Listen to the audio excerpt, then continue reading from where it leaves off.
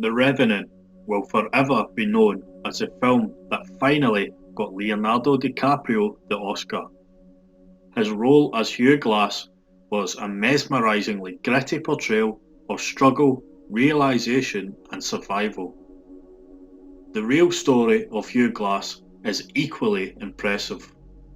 A rich tale in the pursuit of vengeance. But one thing the film fails to mention is his incredible experience as a pirate. According to HughGlass.org, he was born in 1783 around the area of Philadelphia, Pennsylvania. It was said that he was born into either the Scottish or Irish settler community. As the website states, some historians discount early stories of Glass as myth and legend. However, there is some slim evidence of his life as a pirate. One supposed witness was that of George C. Yount, a fur trapper from the same era, who claims to have befriended Hugh Glass. He later recalled the stories Glass told him to a priest named Reverend Orange Clark. These stories were later edited and published in California Historical Society Quarterly by Charles Lewis Camp. In this recalling, Glass was aboard an American ship sometime between 1870 and 1820. His ship was captured by Jean Lafitte, an infamous French pirate, and his crew.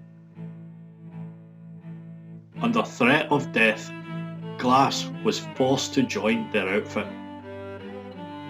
For the following year, he lived with the pirates on the colony of Campeche on Galveston Island.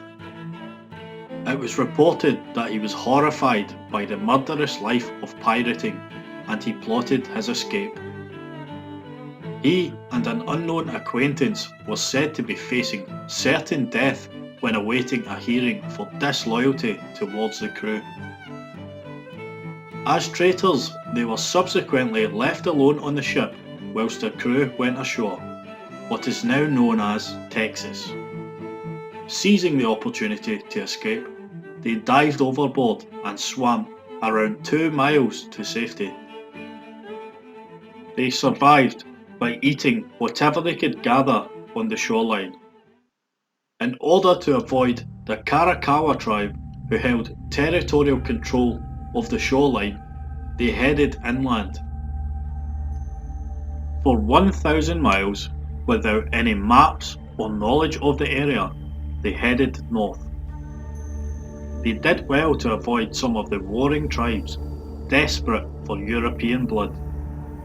But 1,000 miles into this Native American territory, they met the Skiri or Wolf Pawnee tribe.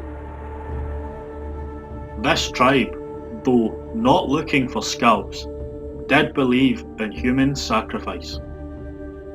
And for that tribe, Glass and his friend were a gift given to them and their gods. These gods would bestow on them an abundance of food and fertility in exchange for the 2 men's lives.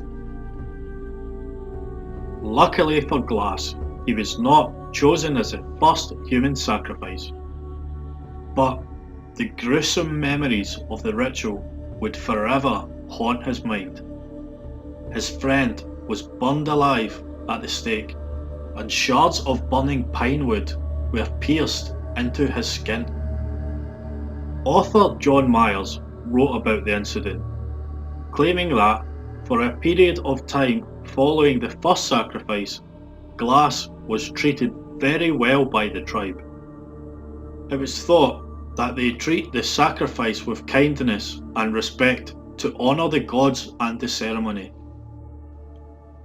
But no amount of luxury could make up for the terror and agony of his scheduled death. When the time came, it was his charisma and skill at negotiation that saved him. The head chief was ready to pierce his skin with the searing hot agony of burning splinters. But Glass offered a present in return for his life, a package of vermilion. Vermilion is a red dye commonly used to decorate the face and body, as is customary in Native American culture. So impressed with the gift and the respect Glass had shown them, they cancelled the sacrifice and adopted him as a son.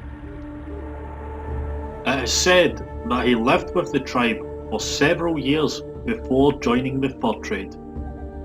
Undoubtedly, if this tale is true, this gave him the knowledge of nature and survival that allowed him to travel America in the almost impossible quest for vengeance, as shown in The Revenant.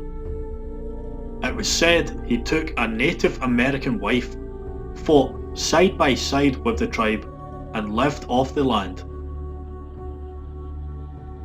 So goes the early tale of Hugh Glass, who escaped pirates only to be captured again and ultimately win over his Native American captors.